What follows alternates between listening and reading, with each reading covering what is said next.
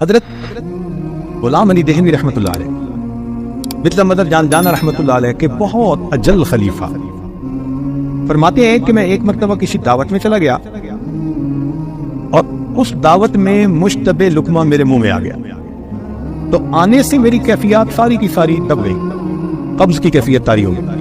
کئی دن میں کوشش کرتا رہا مگر کیفیات دوبارہ بحال نہ ہوئی۔ میں اپنے شیخ مرزا مظہر جان جانا رحمۃ اللہ علیہ کی خدمت میں حاضر ہوا۔ میں نے کہا حضرت اس طرح مشتبہ کھانا کھا لیا اور مجھے بعد میں احساس ہوا میری کیفیات جو ہے وہ دب گئی ہیں۔ حضرت نے فرمایا کہ روزانہ میرے پاس آیا کرو، میں تمہارے اوپر خصوصی توجہ ڈالوں گا۔ فرماتے ہیں ایک مرتبہ مشتبہ کھانا کھانے کا وبال یہ تھا کہ میں 40 دن ان کی صحبت میں گیا۔ حضرت ایسی توجہ ڈالتے تھے، ہاتھی پہ ڈالتے تو برداشت نہ کر سکتا، اس کے بعد اس لقمے کی ظلمت میرے سینے سے دور ہوئی۔ 40 دن کے بعد ہم نے کبھی کھانا کھاتے ہوئے دیکھا؟ یہ کھانا آیا کہاں سے ہے؟ حالانکہ یہ فرض ہے، شریعت میں فرض ہے کہ کھانا کھانے سے پہلے دیکھے یہ حلال ہے یا حرام ہے، یہ فرض ہے بندے پر۔ ہمارے گھروں میں ہوتا ہے ٹریش کین، جو چیز ہے اس کے اندر ڈال دو۔ آج ہم نے پیٹ کو ایسا بنا لیا، ادھر کی چیز بھی ڈال دو اور ادھر کی چیز بھی ڈال دو۔ یہ نہیں سوچتے کہ اگر چیز دوسرے کی ہے پیٹ تو اپنا ہے اور اس کا نقصان تو اپنے کو ہوگا۔ اس لیے کھانے پینے میں بہت احتیاط کرنے کی ضرورت ہے۔ حضرت مولانا احمد لاہوری رحمۃ اللہ علیہ فرمایا کرتے تھے کہ میرے پاس کوئی شخص 40 دن قیام کرے، میرے پاس کوئی شخص 40 دن قیام کرے اور اس قیام میں وہ کھانا میری مرضی کا کھائے۔ 40 دن قیام کرے اور 40 دن میں کھانا میری مرضی کا کھائے۔ اب اگر اس کے سینے میں ولایت کا نور نہ آئے تو میرا نام بدل دے۔ اس کھانے کا انسان کی روحانیت پہ اتنا اثر ہوتا ہے۔ چنانچہ ہمارے پردادا شیخ حضرت خواجہ فضل علی قریشی رحمۃ اللہ علیہ بہت متقی، بہت اتنا تقویٰ کہ حیران، بہت احتیاط فرماتے تھے، بہت زیادہ احتیاط فرماتے تھے، کھانے پینے میں بہت زیادہ احتیاط فرماتے، یہاں تک کہ جب کہیں تبلیغی سفر پر نکلتے تھے تو اپنا کھانے کا سامان اپنے ساتھ رکھا کرتے، کسی کے گھر سے نہیں کھاتے تھے۔ شرط ہوتی تھی کہ میں آپ کے یہاں ٹھہروں گا، کھانا میرا اپنا ہوگا۔ گھی، آٹا، دال، یہ چیز اپنے پاس ہوتی۔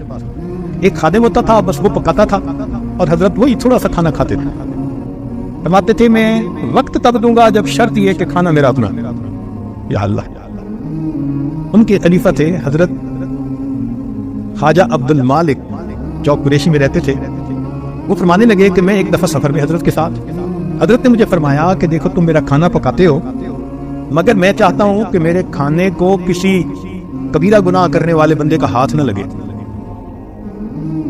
تو میں نے کہا جی بہت اچھا، میں خود کھانا پکاؤں گا۔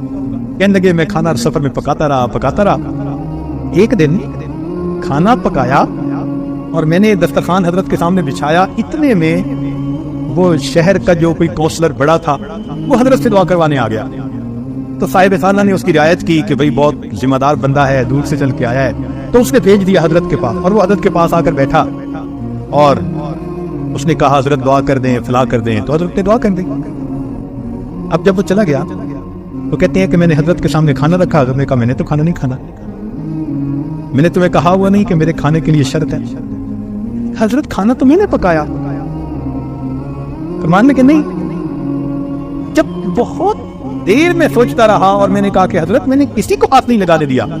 فرمان لگے جب تم دسترخوان لگا رہے تھے تو کونسلر صاحب بیٹھے تھے، وہ داڑھی منڈے نے میرا کھانا اٹھا کے دسترخوان پہ رکھا۔ داڑھی منڈے شخص نے میرا کھانا اٹھا کے جو تم نے رکھا ہوا تھا وہ اٹھا کے دسترخوان پہ رکھا، میں اب کھانا نہیں کھاؤں۔ یا اللہ! ہماری سمجھ سے باہر ہے یہ چیز، لیکن ایسے بھی لوگ دنیا میں کر رہے ہیں۔ اس کا نتیجہ کیا نکلا کہ ایک دن حضرت تشریف لائے تو بہت سارے لوگ آئے ہوئے تھے۔ حضرت کے ہاں 150، 200، 300 لوگ عمومی طور پر رہا کرتے تھے۔ بڑے بڑے اکابر، مولانا احمد علی لاہوری رحمۃ اللہ علیہ جیسے اکابر بھی وہاں جاتے تھے۔ ایک دفعہ حضرت تشریف لائے اور فرمانے لگے فقیرو، یہ الفاظ کہے فقیرو، پھر خاموش ہو گئے۔ اب لوگ سارے متوجہ کہ کیا کہتے ہیں، تو تھوڑی دیر خاموشی کے بعد کہنے لگے کہ یہ بتاؤ کہ اگر کوئی آدمی کہ پیٹ میں ہوا، ہاں ایک دن میرے پیٹ میں ہوا بند ہو گئی، نکلتی نہیں تھی، اور اتنی تکلیف کہ میں زمین کے اوپر لوٹ پوٹ ہونے لگ گیا، اتنی تکلیف تھی مجھے تو دن میں تارے نظر آنے لگ گئے، لگتا تھا میری جان ہی نکل جائے، اور میں لوٹ پوٹ ہوتا رہا۔ اب سارے حیران ہیں کہ یہ کوئی بتانے کی بات ہے جو حضرت صاحب سارے لوگوں کو بتا رہے ہیں کہ پیٹ میں ہوا بند ہو گئی اور نکل نہیں رہی تھی، اور میں لوٹ پوٹ ہو رہا تھا، اور مجھے تکلیف ہو رہی تھی، اور جان نکلنا نظر آ رہا تھا۔ حیران دیکھ رہے اور حضرت کسی کو کھول رہے، مجھے اتنی تکلیف، اور یہ بات کر کے فرمایا کہ بتاؤ جو بندہ اپنے پیٹ سے گندی ہوا کے نکلنے کا محتاج ہو وہ کوئی بڑا بول سکتا ہے؟ کہتے ساری جماعت حیران۔ جب یہ کہا کہ جو آدمی اپنے پیٹ سے گندی ہوا کے نکلنے کا محتاج ہو وہ کچھ بڑا بول سکتا ہے، تو سب نے کہا نہیں۔ فرمانے لگے تو اس لیے میں آج آپ کو تحدیث نعمت کے طور پر یہ سنا رہا ہوں کہ رات مجھے خواب میں نبی علیہ الصلوۃ والسلام کی زیارت نصیب ہوئی۔ نبی علیہ السلام نے ارشاد فرمایا، فضل علی جیسے متبع سنت جماعت تو نے تیار کی ہے، من حیث الجماعت دنیا میں موجود نہیں۔ یہ الفاظ کر اللہ اکبر کر، یہ تقویٰ تھا اللہ کے آنکھوں بولی گئے خلاف ذکر تھے، ایک ایک سنت دیہاتی نوجوان بوڑھوں کو بھی سکھایا کرتے تھے۔ سنت کا اہتمام اتنا تھا کہ ایک نابینا حافظ صاحب ان کے یہاں ٹھہرے ہوئے تھے، جیسے بہت سارے لوگ آتے ہیں تو خانقاہ میں ٹھہرتے ہیں، مدتوں سے ٹھہرے ہوئے تھے۔ اب ایک دن جمعہ کا دن تھا، مسجد کے اندر سرکنڈے کی چھت تھی، اور بھیڑوں نے وہاں ایک اپنا جگہ بنا لی تھی، اور وہ کبھی اس کو کاٹ دیتی تھی بھیڑ، کبھی اس کو کاٹ دیتی تھی، تکلیف تھی لوگوں کو۔ لوگوں حافظ صاحب کے ذہن میں خیال آیا کہ آج بھیڑوں کو یہاں سے بھگائے۔ لوگ انہوں نے ایک لاٹھی لے کے اس کے اوپر کپڑا باندھا اور آگ لگوائی، اور سرکنڈے کی چھت اور اوپر آگ جو بھیڑوں کو دکھائی تو وہ بھیڑیں تو کیا مرتی، چھت نے آگ پکڑ لی۔ اس زمانے میں جب 1 روپے کی بڑی قیمت ہوا کرتی تھی، مسجد کی چھت بھی جلی، گھروں کی چھت بھی، اور گھر کے حضرت فرماتے تھے کہ 30-40 ہزار روپے کا نقصان ہوا لوگوں کا، وہ بستی میں پھیل گئی آگ، ایک چھت سے دوسری تیسری۔ خیر حضرت کو پتہ چلا، آئے لوگ، پتہ کیا یہ کس نے کیا، جی وہ حافظ صاحب۔ تو حضرت خاموش ہو گئے، تو میں اللہ کو ایسے ہی منظور تھا، مقدر میں ایسا ہی تھا۔ تیسرا دن ہوا تو ایک آدمی بیٹا ہوا اور وہ مٹھائی لے کے آیا، حضرت میرے ہاں بیٹا ہوا اور میں خوشی کی وجہ سے ان سب سالکین کے لیے مٹھائی لایا ہوں۔ تو حضرت نے وہ مٹھائی لوگوں میں بھی تقسیم کی، اور اس میں حافظ صاحب کو پوچھا وہ کدھر ہے بھائی، ان کو تو نظر نہیں آ رہے۔ حضرت نے ان کی مٹھائی اپنی چادر کے کونے میں باندھ لی، اچھا جب ملیں گے تو میں ان کو دوں گا۔ محبت اتنا نقصان پرواہ نہیں، مٹھائی تقسیم کی، ان کا نام لیا، پوچھا وہ کہاں ہے، ان کے لیے ابھی تو موجود نہیں ہے۔ 2 دن 3 دن گزر گئے، اب وہ حافظ صاحب مل نہیں رہے۔ وہ تو اصل میں آگ لگنے کے بعد وہاں سے قریبی ایک بستی میں جا کے چھپ گئے تھے۔ اللہ کی شان، ایک بندے نے جا کے حافظ صاحب کو بتایا کہ حافظ صاحب آپ یہاں چھپے ہوئے ہیں، اور حضرت صاحب تو 3 دن سے آپ کی مٹھائی اپنی چادر کی کونے میں باندھے پھرتے ہیں۔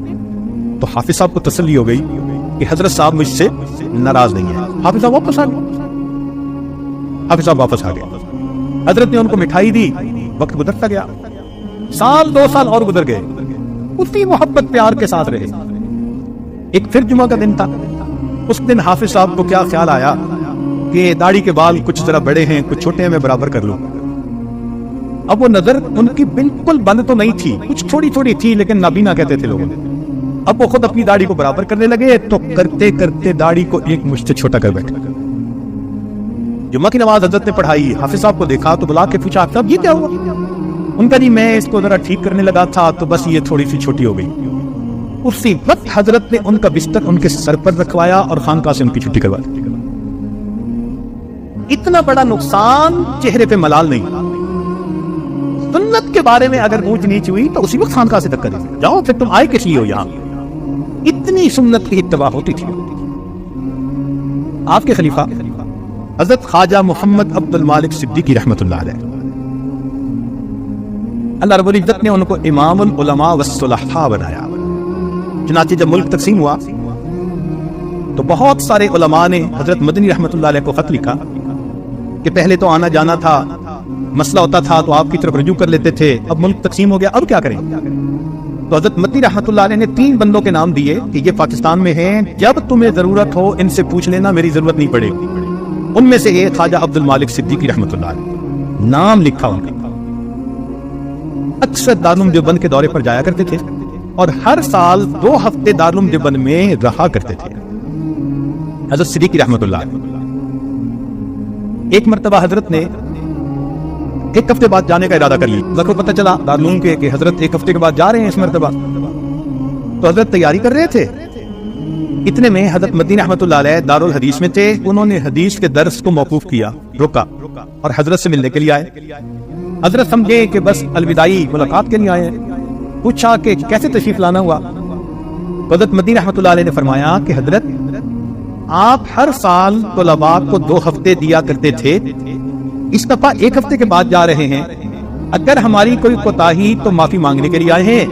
میں نے حدیث کا درس موقوف کر دیا، طلباء کمرے کے دروازے تک بیٹھے ہیں، جب تک 1 ہفتہ اور ایکسٹینڈ نہیں کریں گے ہم دارالحدیث میں نہیں جائیں گے۔ حضرت نے 1 ہفتہ اور رہنے کا ارادہ فرمایا، تب حضرت مدنی رحمۃ اللہ علیہ نے آ کے درس شروع فرمایا۔